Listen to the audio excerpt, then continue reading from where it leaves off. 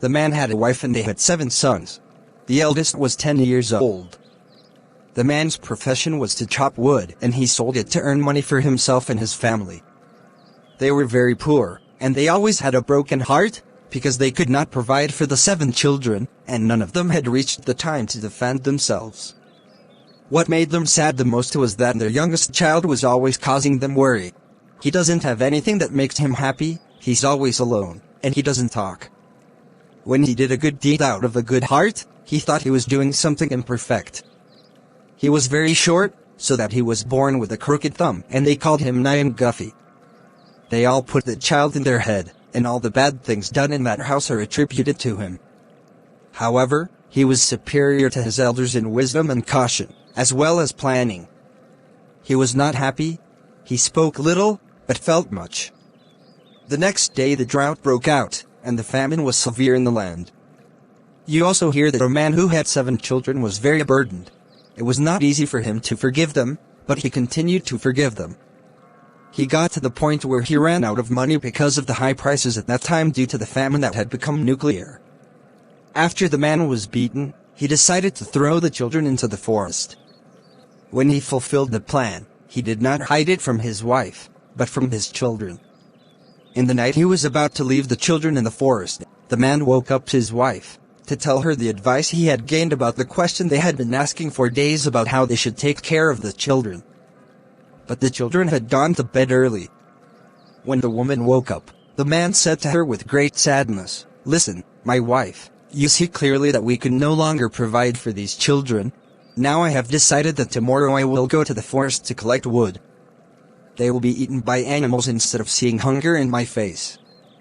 That will be very easy for us because while they are busy tying the wood we will hide them and turn around to see us. So don't be misled by parental compassion." The woman has already heard the thunderous words, and answered her husband, "Is what you say from the heart, or did you have something else? You are not ashamed. This is back where you got it from. Are you old enough to see it? It is. Are you going to be the seer?" The man, instead of understanding the father's answer the woman gave him, began to scold him and said, "Listen to the wisdom of women. What will we do for these children? I have no choice. I thought, it's over. Even get ready because we're going. I'm not going to see my children they die of mockery." The man continues to convince his wife that they cannot find anything to provide for the children, but it is in vain. The woman was slow to go, but her motherly heart did not allow her to abandon her children. The woman continues to thinking about how hunger will kill her children, thinking about the grief it will cause her, and she accepts her husband's opinion. So he went to bed, but tears rolled down his face.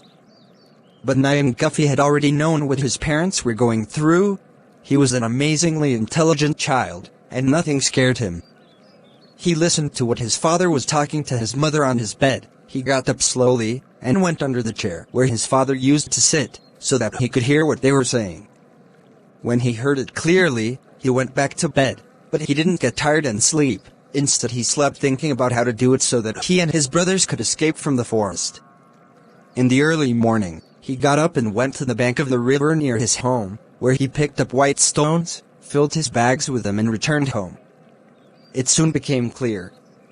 So the man woke up his wife and children, but he did not advise to tell them that now they would accompany him and go to carry wood for him in the forest. So he got up and they got up, and he said to them, "Today you accompany me and your mother to bring me wood. One of them brings what he can, then we put them together and sell them for money. Then maybe there will be more, and we can hide our supplies for at least a week." The children who heard it were happy to go see the distant places with their parents.